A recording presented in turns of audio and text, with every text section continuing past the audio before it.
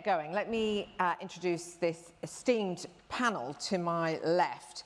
And I'm going to start with Professor Katherine Newman, who has travelled all the way over from California to join us. She's a distinguished American sociologist. She is currently the Provost and Executive Vice President of Academic Affairs at the University of California, and has previously held senior roles at the University of Massachusetts. And her work explores the social and economic impacts of inequality on families and communities, and she regularly advocates for policy responses to reduce economic and social disparities. Along to her left is Professor Mike Savage. He is a prominent sociologist and professorial research fellow at the London School of Economics, so he's had less distance to travel today. And he's well known for his work on long-term social change, social class, and inequality. And to his left, we're joined by Ed Davies, who is the research director at the Centre for Social Justice. And Ed specialises in families and health, and over the last 15 years, he's been working on health policy and the relationship of that to families, but working as a journalist, an editor, policy expert. He's also had some time in government as well before going back to the CSJ. So that's your panel. As you can tell, they are real scholars on the topic of social mobility, and also, I think, work in areas that are engines of social mobility too. Unlike them, I'm not a scholar in this area. I am one of the social mobility commissioners, and what I hope I bring to the Commission's work is a real interest on the topic of family and communities and how that impacts on people's life chances. I'm somebody whose social mobility story is very much driven by what I experienced growing up in my family and the community that I grew up in. And I'm one of the unusual people where that's been very much the factor in my success. So I know very much how family is important in the social mobility field. And I've just come from the Centre for Social Justice session that Ed chaired on lost boys. And one of the things that was said in that session is that sometimes people can get a bit nervous talking about families, particularly in the context of things that are public policy debates like social mobility. Well, I don't want any nerves here today, and we're going to hopefully have quite a frank discussion. So let me start on the topic of families, and before I broaden it out, I want to come to Ed first and be quite specific in my question. Because in some areas such as Knowsley and Hartlepool, where social mobility, there are areas that social mobility ranks quite low. A third of births are to one-parent families, and this is something which features very much in the Lost Boys report that the CSJ has published. So I wondered if you could tell us a bit about what you think are the driving forces behind that and how that relates to the topic of social mobility. Yeah. It's interesting, our session just now on the Lost Boys, we ended up talking a lot about this, about families, fathers, that sort of thing. And I'm conscious it's sensitive stuff to talk about, so we don't talk about it much. And so apologies if I repeat myself a bit, but there's some really important things around that. Just because some of you were there, I'm going to make this interactive to make it more fun. What is the situation in the UK? So we talked a bit about this. Who here was born in the 1950s? This is a young audience. We've got a couple in the 1950s, okay. So if you were born in 1958, this is a study from the Institute for Fiscal Studies. It's a cohort study. If you were born in 1958, by the time you sat your O-levels, you had a 90% chance of living with both your parents. What about the winners who were born in the 1970s? Yeah, lots of us, okay. So between 58 and 70, you had a drop of about 10%. So if you were born in 1970, when you sat your O-levels, you had about an 80% chance. Who was born this century? Anyone born? Yeah, we've got a few young people here. So for your generation, if you were born in the year 2000, it was 50-50, whether you'd live with both your parents at that age. So there has been a huge, huge change in the last 50 years. In just a generation, really. It's gone from being absolutely normal to 50-50. So does it matter? And that's the really big question of social mobility. I would say yes, but it's really complicated to know how. So the first thing about this, we were just talking about this outside, you can't do randomized controlled trials on families. I can't force some families together, force some apart and send them to the moon. So you're forced to try and study what has happened already, observational studies, regressions, things like that. In some areas it works and some it doesn't, but there are some that are starting to emerge really clearly. So one area is education. So there's great research out of Princeton on this, looking at they call it fragile families in their research, which is cohabiting and lone parent families. How do their kids do? And they're twice as likely to drop out of school. And it's a study that we tried to replicate with polling at the CSJ and found the same result. Health, you mentioned, was my background in mental health. In particular, there are sort of instinctive, obvious links with family life and health. If you look at primary school age children, if you come from a married family, you have a 6% chance of having a mental health problem in primary school. In a cohabiting family, it rises to 12, and in a lone parent family, it rises to 18. Now, there are really complex causes and effects in there, but those last two studies control for income and things like that. So there's definitely an impact. The one thing I would always say on this stuff as well, though, is when we look at that mental health statistic, 6% of people in perfectly, fine, normal, intact houses, whatever, very happy homes, still have a mental health problem. 82% of people in lone parent families don't have a mental health problem. This is not a death sentence. But what family does is it stacks the deck in your favour. It's having that stability in your life really stacks the deck. And so thinking about Knowsley and places like that with very, very fragile families, the deck is stacked against you. And what do you think is driving that situation in terms of one-parent families in a place like Knowsley or Hartlepool? I mean, is that something that your study it's really has been interesting. able to There are a examine? few different things. It's difficult to say one thing. It's really complex. But one of the things that comes up a lot is the contraceptive pill. I think it's massively overstated, but it's interesting how it changed relationships between the sexes. We were talking just before we came in about employment. That's a really big one. And actually, rather than sex, that's more about death, I think. In the Second World War, we had a lot of men going abroad, we had a lot of women go to work, found they quite enjoyed it, found they liked the economic independence. And so you saw a huge rise in the proportion of women in work. You saw this fundamental shift in being able to be economically independent, all good things. But at the same time, it meant some of those relationships started to fall apart. And then the last bit on that, I would say, is around culture. There is definitely a cultural element. The pill's a fascinating one in that the technology for the pill existed years before the actual product. But this culture came together in the post-Second World War period of sort of individualism. You had this huge communal effort, and then you saw people sort of move away from it in a classic pendulum. There have been a couple of great books on this. Robert Putnam, The Upswing, talks a bit about this sort of thing. The late Rabbi Sachs, in his book Morality, talks about how we move from a we society to an I society. And our family life has really sat downstream of that huge change.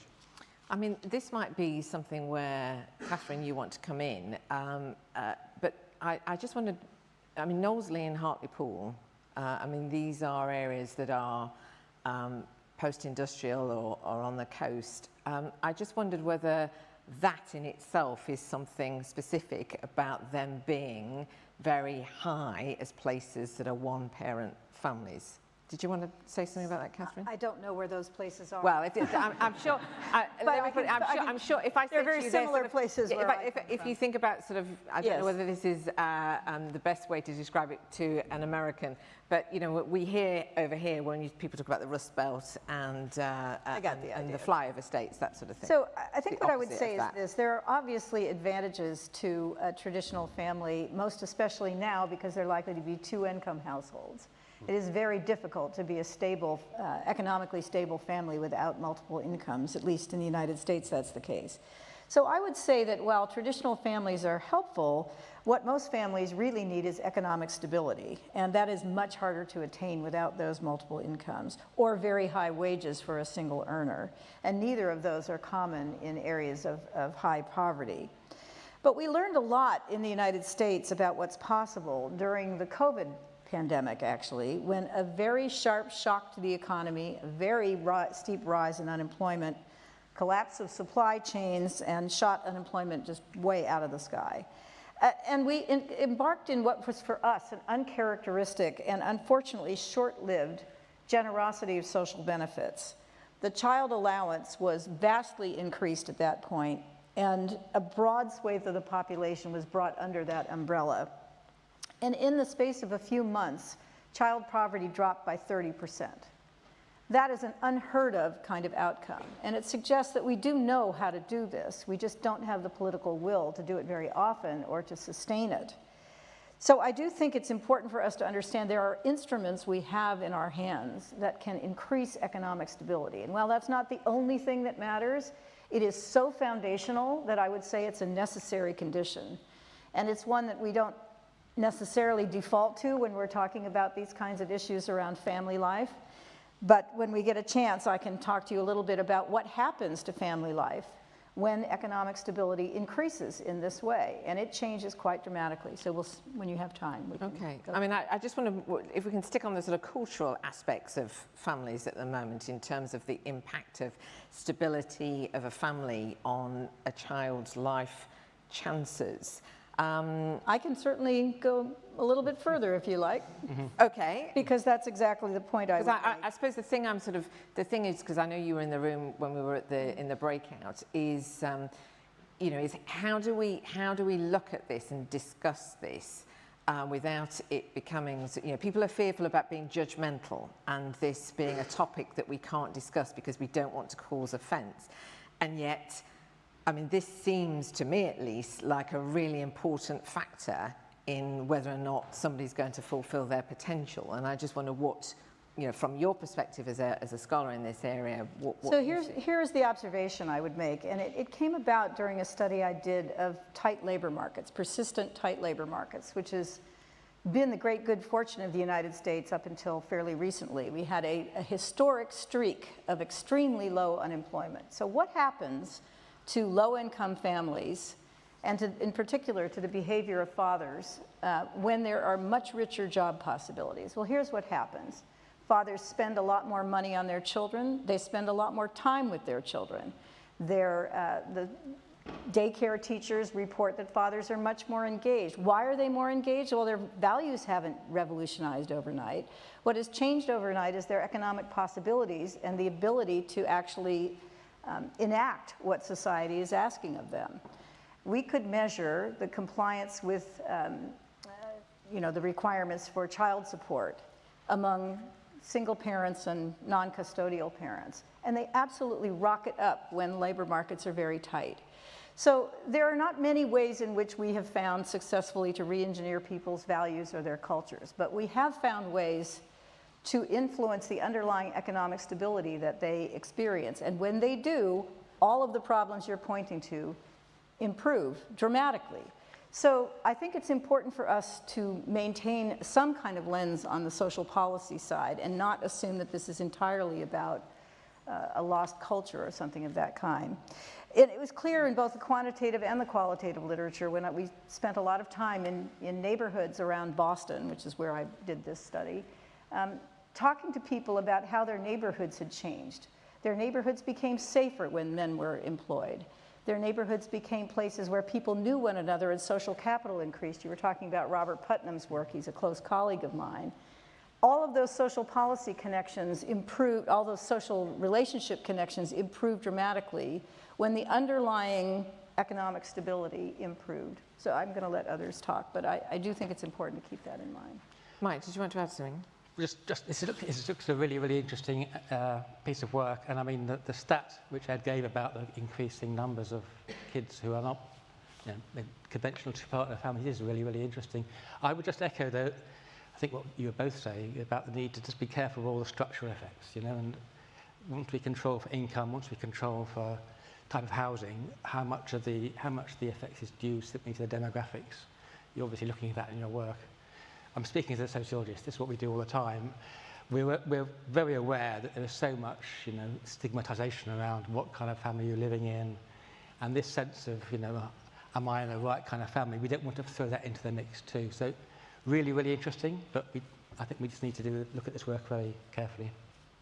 Anything you wanted to add, Ed, on the issue of families in the context of social mobility before we sort of move away from this? Yeah. So I just feel that, as I say, I suppose I think you're arguing that the economic situations make it harder to create that sort of stability for families to stay together?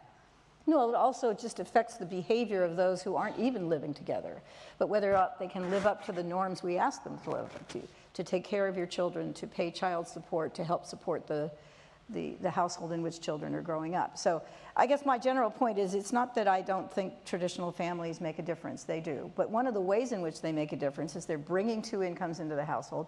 They're bringing that extra labor, if you will, of taking care of children. So there's the financial piece that just has to do with whether or not men in particular are able to provide for their families, whether they live with them or not. And the second point I would make is that there is really no substitute for high quality early childhood education or childcare, however you care to put it, because it is very difficult for single parents to manage this workload.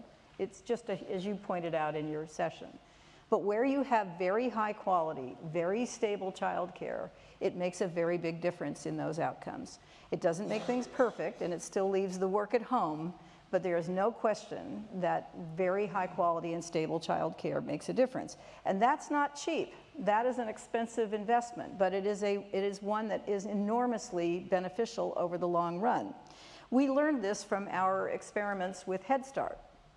Head Start was a program that was created, I think, in the 1960s, part of the war on poverty, to try and provide early childhood enrichment for children from poor households. And when we looked at what happened to those children, when we followed them 20, 25 years later, we see that those who were in Head Start had huge advantages: lack of a criminal record, completion of high school. On every measure we could look at, that early investment made a huge difference. So one of the things we know is, if you're going to choose when you invest, investing early makes a very big difference. It pays off over the lifespan.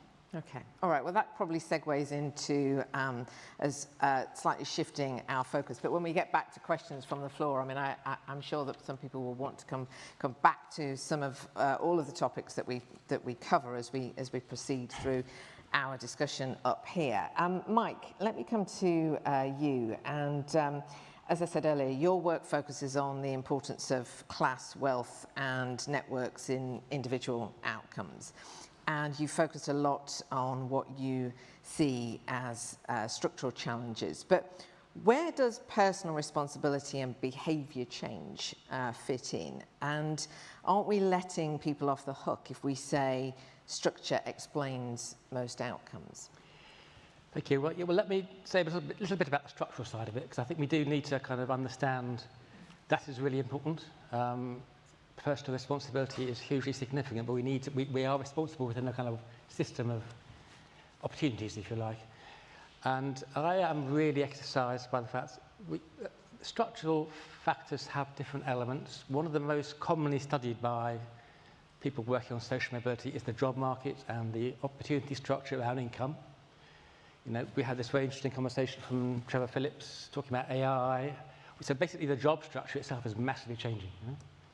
So actually, what does it mean to plan your future if you're a kid, 5-year-old kid, when we have no real idea what the employment structure will be like in 20 years, 25 years' time? Is a really, really difficult question. So I'm just parking that. But there is a kind of point about there is a limited room for certain kinds of jobs. We have to be thoughtful about not over-promising and recognising that it's a very unstable and unpredictable labour market. But my main point, which does link to family and responsibility, is to also point to a kind of second structural force which is really reshaping contemporary Britain, as many other rich countries, which is the rise of private personal wealth. You gave this really amazing stat about how family demography has changed. Another stat I want to give you is the average Briton had £100,000 in private wealth in the 1980s. So 25 years later, that had doubled to £200,000. So we are seeing an explosion of people's wealth assets. You may think, what's this got to do with social mobility? In a way, it's a kind of supply-side structural force. A significant growing number of Britons have wealth resources to draw upon in their own lives and to pass on to their kids. And this is kind of shaping the competition game, which is bound to be relevant to social mobility. So when it comes to educational outcomes, sending your kids to school, supporting them through university, supporting them into graduate courses, buying houses, supporting unpaid internships, and all these areas, these kind of additional resources are really, really important. So when I think about personal responsibility, wealth resources are family assets, mostly. They belong to, and families think about them in terms of, how should we use this to support the common good. There's also issues about, for the 20-25% of people of households in the UK who are wealthy, just to say, have a significant amount of wealth resources. How do we use those responsibly, not just for our kids, but for thinking about society as a whole? Because the real worry I have as a sociologist is we can focus on what's going on at the bottom and try and support people to move up, but we need to see also what's going on at the top. And the worry would be that people with wealth resources can play their own games and they can secure their kids' futures, and in the process limit the opportunities for other kinds of children who have far less resources to go on. So I do think the structural side is really, really important to keep in our focus. And you referred to Sir Trevor Phillips and what he said this morning. I mean, one of the things that Trevor said, I think towards the end of his, maybe it was in the Q&A, was about character. Mm-hmm. And I often talk about credentials of character and these being important alongside many other things. They're sort of beneath no one and beyond no one. I just wondered, in a world that you see full of these structural challenges and a sort of, in your view, a sort of big difference in terms of wealth, where would you put that in that equation? Well, I think character is really, really important, and I think no one is denying that. But it's kind of, how do we support people who have the kind of the drive and the commitment to get on when they can sometimes do all the things you're supposed to try and do, but you still have these opportunities, stacked away from you. So I just think I take it as a given illness. We need to be supporting character. Okay. Ed, your view on structural challenges versus personal responsibility? So it's interesting, we were talking about this a bit in the last session as well. Personal responsibility is coming up a lot in our work at the CSJ. So we do family work where obviously there's a sort of component of that within that. But then in our early years work, we're looking at, are children school ready? A third of children now turn up at primary school not toilet trained. That feels like a responsibility problem rather than anything else. Then we look at, we launched a report yesterday, in fact, looking at school absence. And about half of parents now think it's okay for their child to be persistently absent from school, missing 1 day in 10, basically. And then we're looking at problems in welfare at the moment as well, that you have this growing proportion of young people in particular who are coming out of university and going straight into a world of welfare rather than into a world of work. And there is this underlying question of, are we all taking part in society? Because it feels like some of us aren't. And I think that you see what's going on politically in this country, and it's building on it. And I think there is a wealth aspect to this, people being able to build on what they already have. But I think there is this this loss of sense of I am part of something bigger than myself. And it goes back to that comment made about individualism, that we are very me, myself, and I. What can I get from this? What can I do? And I think that attitude has become quite ingrained sometimes in Western democracies. I'd say a lot of countries are feeling this, and it lacks. I mean, it almost lacks excitement. So thinking about social mobility in general, the thing that I love about social mobility is, I coach rugby. You go to rugby and you see these boys. None of them are going to make it as rugby players. They're all pretty mediocre. But you see a bit of gold in one of them, and it's probably that he's an encourager, or it's something like that. And it's how do I give him the agency to bring that out? And I worry that we put too many barriers in people's way and say, well, maybe you can't do this, and this is all life has set out for you. How can I say to that boy, right, you're not going to make it as a rugby player, but my goodness, I want you on my team at work because you're going to encourage the rest of the team, you're going to bring them out. How am I going to make that shine? There's one lad who never gets in the team, but he keeps turning up, like that resilience. How do I bring that resilience out in him? How do I sort of do that? And this agency, this taking responsibility for your life, I don't think we do enough of that anymore. Okay. Katherine, what's your view on the kind of challenge that Mike has put out there as far as the impact of structural changes and that balance between that and what Ed's just talked about in terms of those character? What I think is most important is the relationship between those two streams of thought.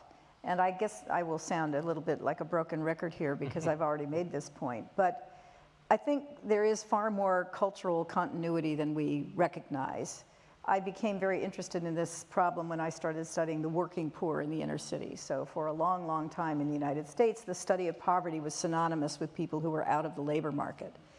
But I got interested in the working poor because the vast majority of poor people in the United States do work. And that is very weakly recognized. So what I would say about that is that their values are very much the same. They believe in work. They actually don't have a very high opinion of people who don't work. So there's a very clear stratification of honor, if you will, at the bottom that awards the highest points to people who are working and actually working in jobs that, unlike my job, for example, have very little intrinsic reward. They are just ways of putting a roof over your head. And we see far more people who go into the work world when economic conditions make that possible. So there have been several periods in the United States anyway, in which we had very, very high unemployment that suddenly reversed for a whole bunch of reasons. And all of a sudden, exactly the people who are usually pointed to as bearing these unfortunate values, young black men, flood into the labor market, flood into it, and they are employed in large, large numbers.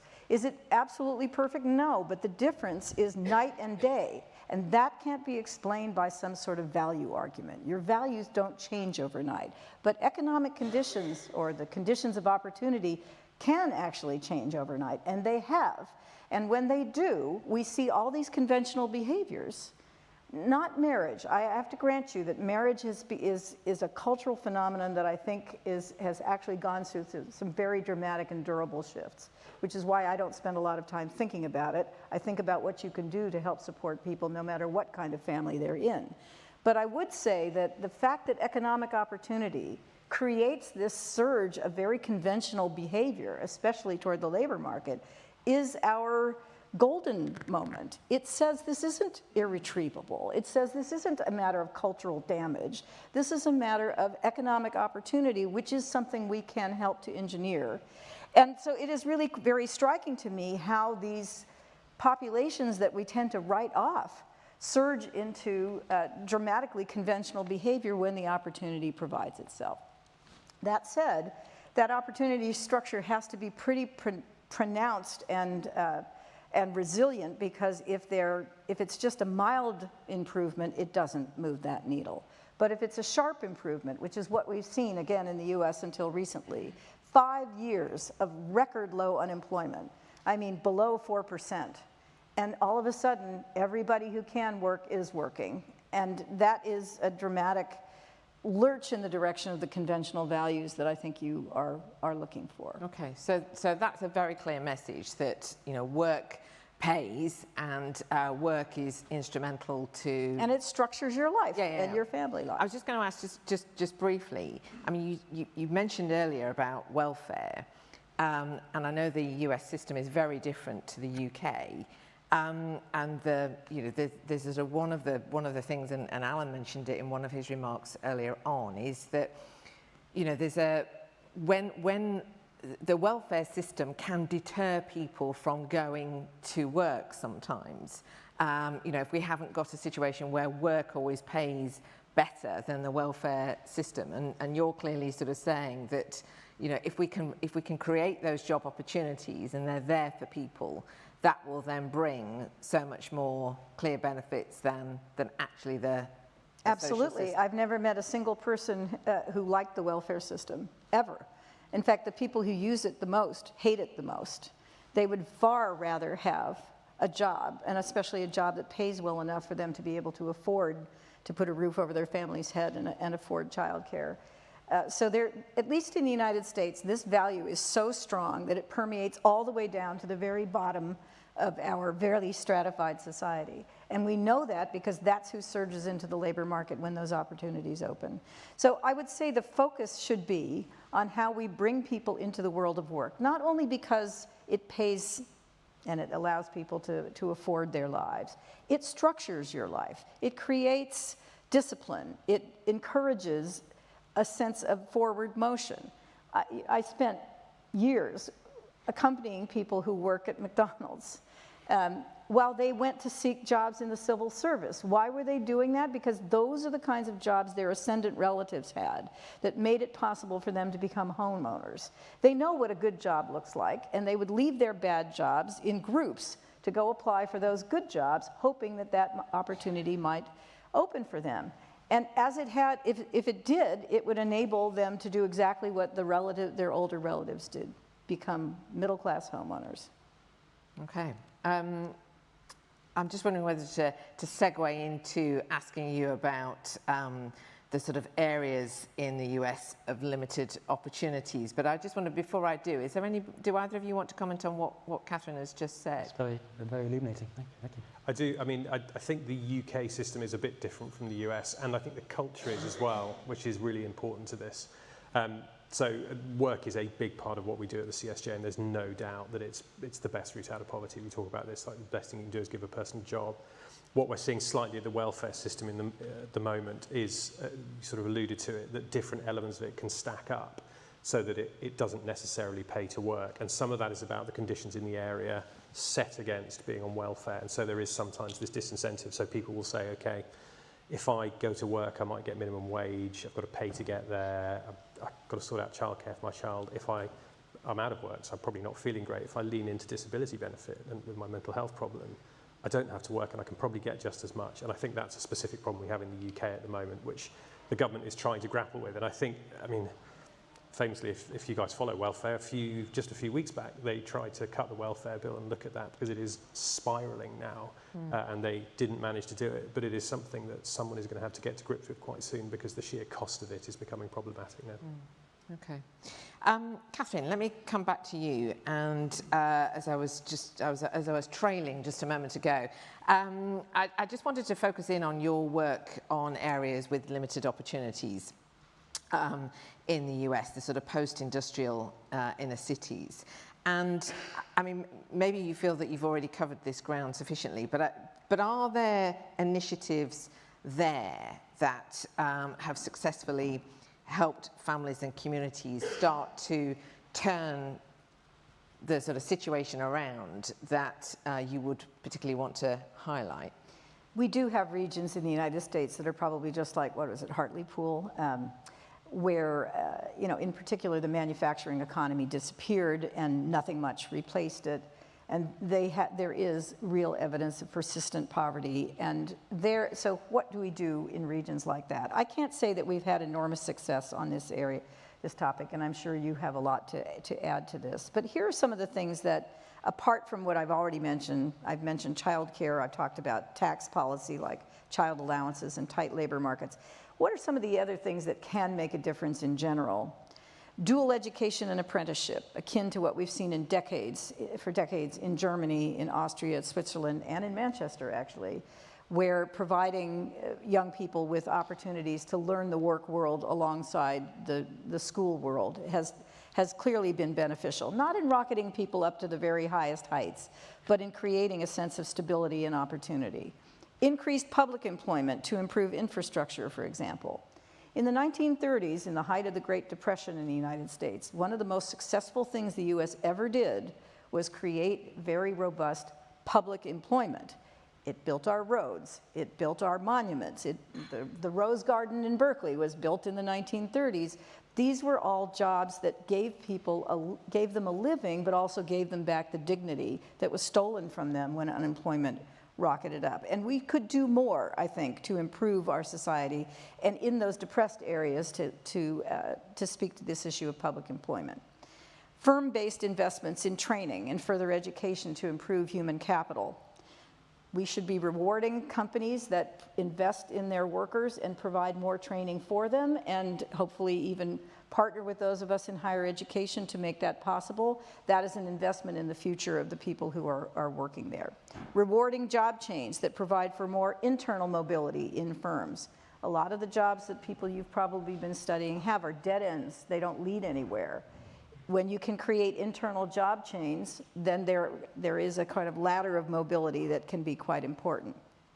Intentional labor market mobility programs. that enable employers to reap tax benefits in exchange for linking their most successful workers to employers with more skilled jobs. It's engineering job chains. Automatic stabilizers that protect working people when labor markets crumble. Europe is much better at this than the US is, in keeping people on the payroll when the labor market falls apart so that when it starts to revive, they aren't necessarily having to search for new jobs, they can be rehired where they already were. Continuity in healthcare. This is a huge problem in the US, way more than it is here in Britain. I know you have your problems with national health, but we don't have national health. And as a result, healthcare disappears when your job disappears, and that is a problem in and of itself. Wage incentives, we were talking about this earlier today, to reward the best teachers for taking jobs in communities that are the most challenging. You want your best human capital in that classroom. And I know here in England, there was a period of time when there were it was almost like combat pay to reward the best teachers by sending them into areas that were very challenging. Financial aid for university education that helps people avoid debt. This is going to cost Britain a lot more than it's paying right now in tuition. Wow. But if you really want young people to be able to stay in school, you have to make it so that they can without piling up debt. Because if they're going to pile up debt, they won't stay there. Programs that support the integration of immigrant children and adults into the social and economic landscape. We are doing very poorly on this point right now. It's actually quite scary. But I think the most successful societies will be the ones that figure out how to reach out to the newcomers in their midst and make them part of a dynamic economy. So those are some of the things that I think do make a difference. There's your laundry list. You can take that to your Parliament, see what they will want. There is a very long list there. I need to open it up to the floor, but you look like you wanted to make a quick point. I just think quickly on that. I mean, there's a lot there to agree with. I think the issue is right now, if you look at what happened in France yesterday, they tried to save £40 billion and their state collapsed. The government folded, they're having another election. We're trying to save £40 billion at the moment, and I'd love to do lots of that, I really would, but it's never going to happen. And we've got to be realistic about this, that sort of spending is really unlikely. And I suppose that's why I sort of haven't given up on the family angle, because I do think this is a thing that every successful civilization in human history has done. It costs virtually nothing. In fact, if you are within a married household, you will probably earn more, live longer, be happier, be healthier.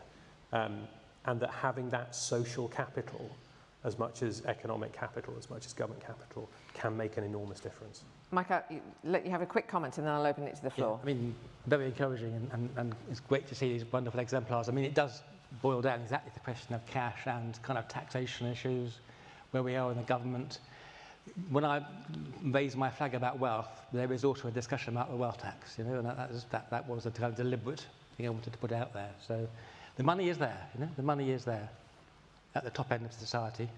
We could use that money to support the people you've been working with. It's a political choice which our government should be taking.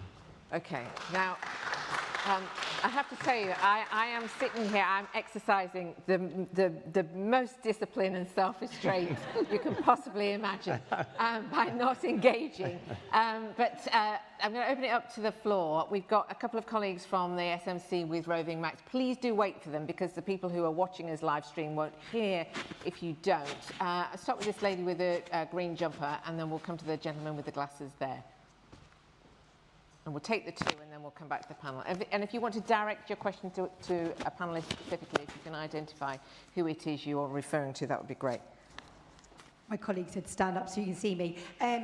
Yeah, just... And just say who you are and where you're from. Susie Stride, I ran for Parliament, I do a bit of political commentating and worked for about 15 years with vulnerable kids in East London.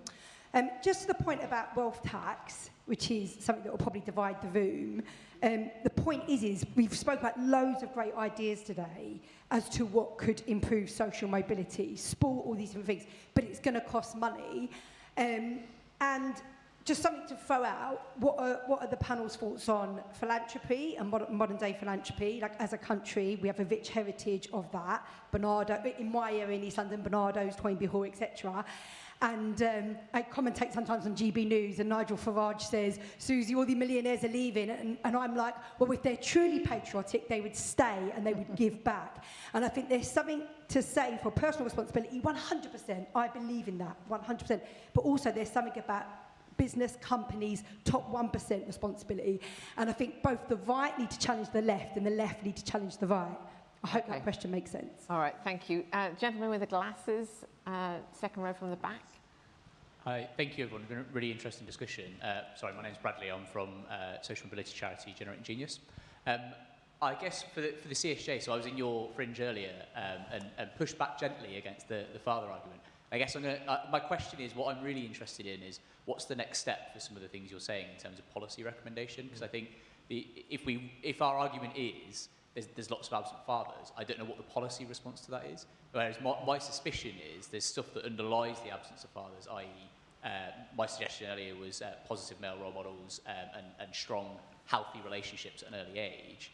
That, to me, seems like something we could potentially address with societal responses and policy recommendations. But things like there's not enough personal responsibility or fathers are absent, I don't know what the policy response to that would be, so I'm interested in your thoughts on that. Okay, gentleman here, I'll take one more and then we'll go to the panel. This gentleman on the front with the white shirt. So this links to the first question. So I just wanted to know, in regards to the authorities in the social mobility field, can they be more critical of the wealth inequalities that exacerbate our society's ability to see social mobility, and how can we measure that? Did you, on the wealth inequalities, did you? Yes. Right, okay. So we've got three areas, really. We've got what can the wealthy do more? Is philanthropy an option? Are millionaires really leaving? And what do we think about a wealth tax? And then we've got what's the next step on policy for fathers and families? And I think the last question really sort of connects to the first in terms of how we measure it. Mike, do you want to start on wealth? Yeah, well, thank you for the question. On the philanthropy, it's very interesting angle because there is a lot of private philanthropic wealth, increasing amounts, and how do we use it? I should declare that we at the LSE, I work for the International Inequalities Institute. We had a very large gift from Atlantic Philanthropies, which was major American progressive philanthropy. So we've been the beneficiaries of some of that. I like the idea, which some American scholars have put forward, that philanthropy has its place when it is doing things which, public shouldn't be doing routine public support. That's inappropriate to be doing that. When it's doing more radical things which would not otherwise be done, or at least not in the current context, then that can be really interesting models. I mean, the example of the Carnegie Libraries, for instance, how Carnegie funded libraries and then they became part of the public realm. That's an interesting example of that. So I think there is a place for philanthropy. In terms of this debate about will the wealthy leave, it's almost the key. It's the key issue being posed about is whether a wealth tax is viable. And again, some of my colleagues at the LSE are doing work precisely on this. It's a huge media thing. They will leave. The empirical data around that is extremely limited so far, and there's various shifts to, like, we've had this abolition of the non-dom provision on the tax by the last Conservative government, actually. Talk about people leaving, but so far the evidence is not really showing that they are. Some will leave, but rich people do move around anyway, So I'm a bit sceptical that that's a big issue, to be honest. I think, and we shouldn't just forget, we're not just talking about the super rich. There's a large group of people who are very comfortably wealthy, who've got families, lives here. I mean, people don't just get up and go, because a tax reform comes in. How do you respond to the sort of challenge, Mike, for those who are not really wealthy, but have become comfortable and have done it through aspiration and sort of their own version of social mobility, them sort of then feeling that they're being penalised for what they've achieved? Yeah, I mean, let's not forget a lot of wealth accumulation is built on asset price inflation, which you haven't earned. I mean, if you had a house in London 40 years ago, you would now be sitting on a pile of wealth. And realistically, it's not money you've earned. I speak again as someone with a flat in London, which doubled in price. So I think we have to recognise we're not talking about stripping away wealth entirely, but a certain proportion of that wealth, I think, the public have a sort of right to, because we've lived in a kind of booming asset economy, and the community should get something back for that. Okay. Ed, I don't know whether you want to say anything on that, but certainly can you answer the question on what's the next step on policy on... So if I can pick up the philanthropy one and the fathers one. So on the philanthropy one, the CSJ has a foundation. CSJ Foundation, we work with 800 charities. We work with a lot of philanthropists as a result. The thing that I see every day visiting these charities that philanthropy can do that the government can't is it's personal. Like when you see these small charities, they have a relationship with the people that they're serving.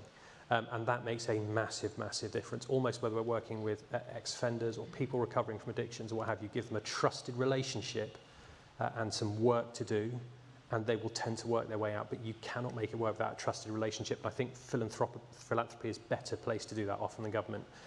One area where we're looking quite closely at this is match funding with government as well. So if you've ever come across things like on-site youth zones, they're youth centres, they match local philanthropy with local government for kids on the ground, and they're really fascinating. So I think there's a lot there we could do that we don't do enough of. On the dads thing, it's a really big one, and I think if we were talking about this 20 years ago, we tend to talk in terms of family breakdown. I don't think that's the case anymore. It's about family formation in the first place. So the majority of adults in the UK are no longer married, and the majority of children are not born into a marriage or a civil partnership. And that changed for the first time ever in 2022, that we're not making those commitments. And some of that is about the value that we place on this. And so we need to start saying, I think particularly to dads, but to mums too, but particularly to dads, you really matter. And I've spent the last 20 years, aside from my CSJ work, I work with new fathers. So I've worked in Kingston Hospital, Chelsea and Westminster. And we would meet once a month and we get 50 dads in a room and say, right, this is what birth looks like, and this is what the first few months look like. And let's think about the next 18 years and what your role's going to be. And we do these feedback forms. And it was pathetic how grateful they were, because there's just nothing out there for dads. And the family hubs that have started up now, I think they've called them something else now, they keep changing their name, but have started, they're sort of successive short starts. Yes. There's an opportunity there's a brilliant dads family hub in Camden that we visited recently, who's just saying to dads in the area, you really matter, like, let's do some stuff about this. And so I think there are these points all through lives, and it's not one thing that's going to make the difference, but it's, that perinatal care, are we engaging dads? It's the family hubs, are we engaging dads? Think dad, what are we doing there? What does it look like? And there's stuff government can do as well, in taxation and things like that. There will be 100 little points that we can say, this matters, and they don't have to cost much, but every message you're getting is your presence matters to your child. Okay, I'm going to go back to the floor to take another round of questions, unless you were burning to add anything to what's been said. I would just ask one question, or pose a question for... I want to give the floor a chance to ask the questions, but was there any... Did you want to make a comment? Yes, here it is. It costs a lot to lose people. It costs a lot to invest in them, but it costs a lot if you lose them. And I think that needs to be part of the equation when you think about that bill you're asking people to pay. Because if you don't pay it, you're looking at a much higher cost later on. Okay, thank you. More questions. The gentleman over there, the lady at the back, and then this lady here, and that may have to be it, I'm afraid. And we'll take the three, and then we'll go back to the panel. Hi, thanks. Nice to meet you, panel. And it's nice to meet you, Professor Newman, as well, because I've worked with Stanford University and their project of Alt for Autism. I guess my question to the panel really is, how do failures in supporting NEETs, young people, those not in employment or have learning disabilities, contribute to the cycle of intergenerational poverty? And what role can Route to Fruit framework, which I've developed, play in improving social mobility and boosting the UK's overall economic productivity? Okay, that's quite a big question. I forgot where to... Lady at the back, yes. And then we're coming to this lady at the front if you want to get ready. Hi, Claire Thorne, Deep Sights Ventures and Texucan, a charity. I guess it was more of a challenge to Edward after what you were saying about the role of philanthropy, particularly via charities. And I would urge them to not be conflated. So there's lots of small charities like Texucan that are fast growing. We're in demand. We've reached 1 million children in the last 4 years around tech careers inspiration, particularly those that are disadvantaged, particularly outside of London. We have regularly 60,000 children across the UK in a single day on some of our live lessons where schools and communities are desperate for this work. But we are not philanthropically funded. We're funded through industry partners, which is not sustainable, and it's a particularly fragile ecosystem when we're seeing the wave of change ripple from the US through to UK organisations that fund us that may be US headquartered, and what they can and what they're able to fund. So I'd say, like, my challenge is we see that the pace of policy making and the pace of technological change do not map with what we see on the ground and the realities in the classrooms every day. And we are working with schools that have just transitioned from using overhead projectors. We have to use our teaching staff within the charity to encourage children to get into a lift, be able to have access those workplace experiences because they're secondary school age. They've never been into their city centre. They've never been to a lift before. We have to ensure that on the day they're going to have access to sanitary products, food, etc. So I think my challenge is that charities can't solve everything.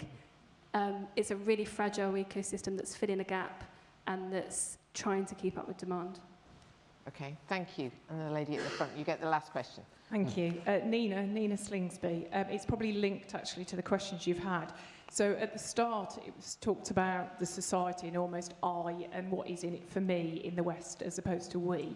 So there's lots of countries around the world like New Zealand, Costa Rica, the Scandinavian countries where they have a culture where it's more about society, intergenerational knowledge sharing. With the research that you've done, I wondered what countries we need to be learning from, where they're thinking about the we of society and not, the wealth and money I've made and having now to give back. It's more about long term.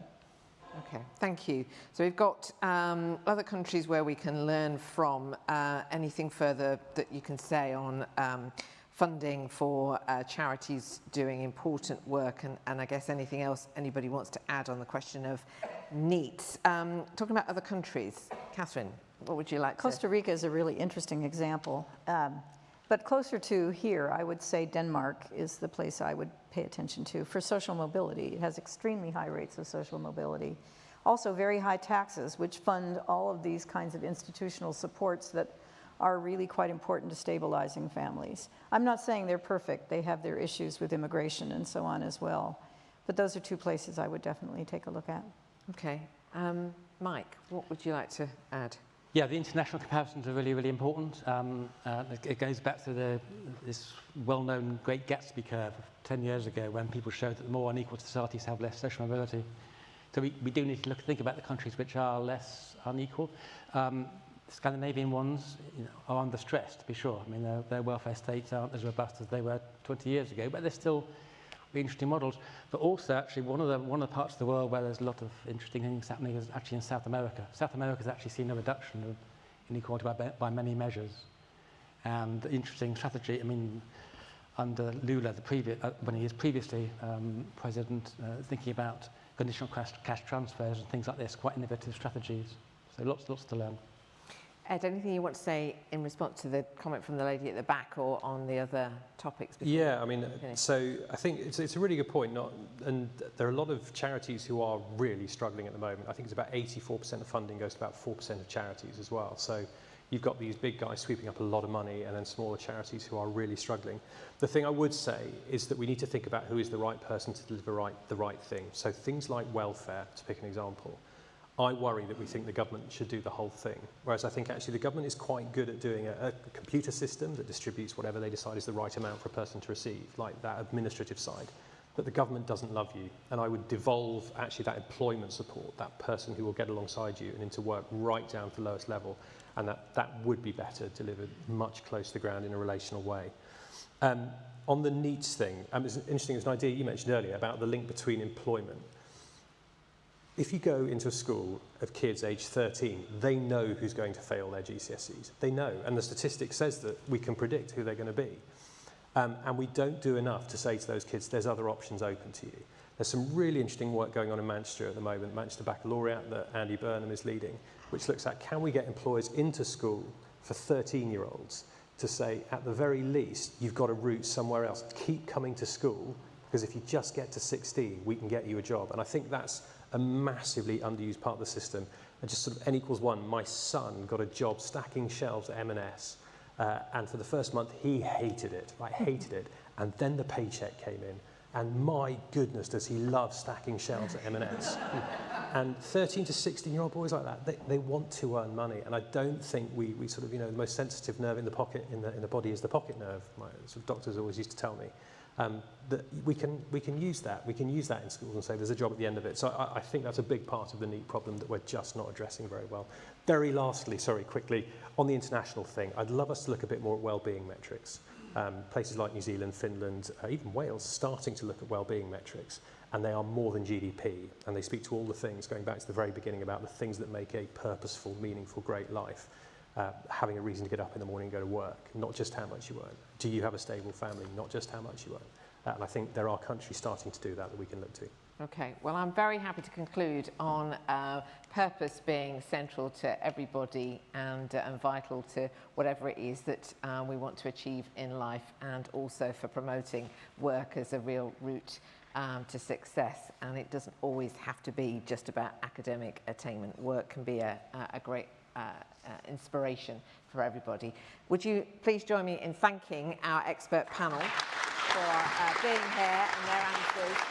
And we're going to leave the stage. Alun is going to come back onto the stage to conclude the session before we network.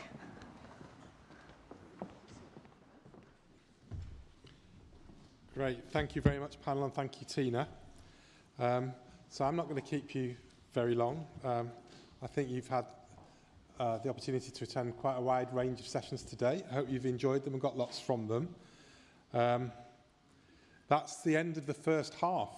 Second half to be resumed next week in Manchester. So I'd just like to take a moment to reflect a little bit on some of the discussions and insights and ideas that have been shared throughout the day. A few of the interesting things that I've picked up, I'm sure you all have your own. I think there's a really important point made this morning by Sir Trevor Phillips in response to a question which came from somebody who was sitting here, but you've all moved round, so I don't know who it was anymore, around the socioeconomic duty and the notion of how you use that intelligently. That if it's used very rigidly, actually, it can end up doing the opposite of what's intended. So our aim in social mobility is that your origins should not determine your destination.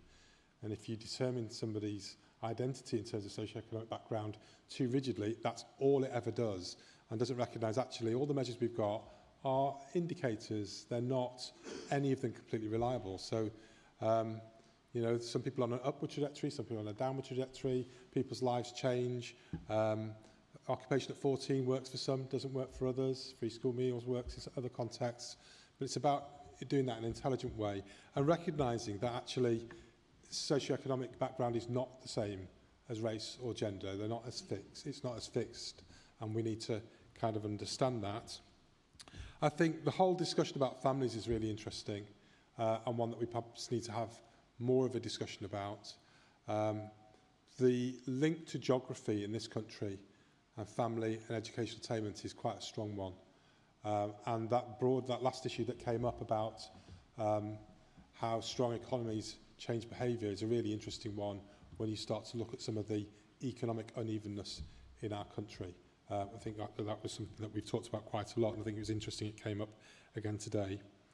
I think there's a really important point for us all to start to take away, which is we haven't won the argument yet as to why social mobility is important, the concept.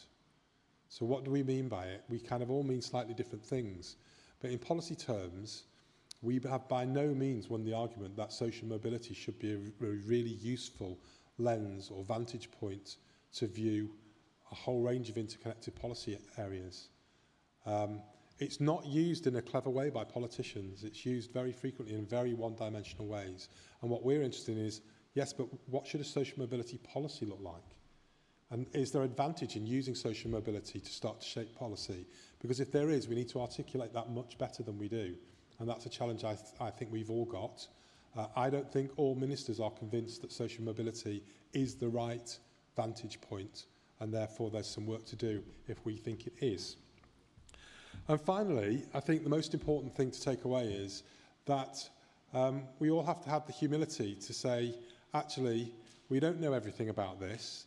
There's an awful lot we don't know, and there's a huge amount of merit in having the kind of debates and discussions we've had today. We are the only independent statutory body with the responsibility for reporting on social mobility and promoting social mobility. And to do that well, we see part of our role, or part of our strength in our convening power, our ability to bring people together, and our ability to encourage the multiplicity of voices that we need to shape good policy. So if there's a diversity aspect to social mobility, it has to be that, surely, that we don't want groupthink. What we want is that wide range of voices, really strong debates, because that helps all of us to be sharper in our thinking, better in making our policy recommendations, and hopefully more effective in achieving what we want to do, which is to improve social mobility in our country. Finally then, can I just say some thank yous? A thank you to all of the people who have been involved in organising the various fringe events. So I hope I'm not going to miss anybody out, but Upreach, you can cheer if I read your name out, Upreach. 93% Club, very quiet, but they're there. Centre for Social Justice, very quiet, but you're here too. Progress Together, Sutton Trust, they were here. They must be gone quiet too. Everybody's played their part in what I think is a very rewarding and enriching day, and I hope building a social mobility community of voices and opinions and research and so forth, which will help us all in the future. I also want to thank the Social Mobility Commission team. They're dotted around. I think there's one black lanyard and the rest of the grey lanyards, but thank you very much to all of them for organising the event, for the effort they put into today. They do that every day for us. We do appreciate what they do, and events like this are very stressful and challenging for them, and I think they've done an absolutely great job. And don't forget, they've got to do it all again on Monday next week. And finally, from me, a big thank you to my fellow commissioners, to Tina and Rob and Ryan. Raghib was here earlier. Parminder's here somewhere. Resham was here earlier as well. So they're a fantastic team to work with. We've not had the easiest time over the last couple of years trying to get the view of social mobility that you can now see in our reports. It's been quite a lot of really hard graft, and I've had fantastic support from that team of people who bring genuinely a range of voices and experiences to the table, and it's been invaluable over the time that I've been chair for that to be the case. So thank you very much to all of you. And most importantly, thank you for coming. Thank you for your participation, your questions, your speaking contributions, for your engagement and commitment. It's through that collective effort and dedication that we can continue to, I think, make the social mobility world a vibrant place which can produce ideas and policy solutions which can help the country move forward. So I hope that you continue to join in with us. I hope some of you might even make it to Manchester, if not in person, online. But thank you very much. Have safe journeys home, even if it takes you a long time to get a cab.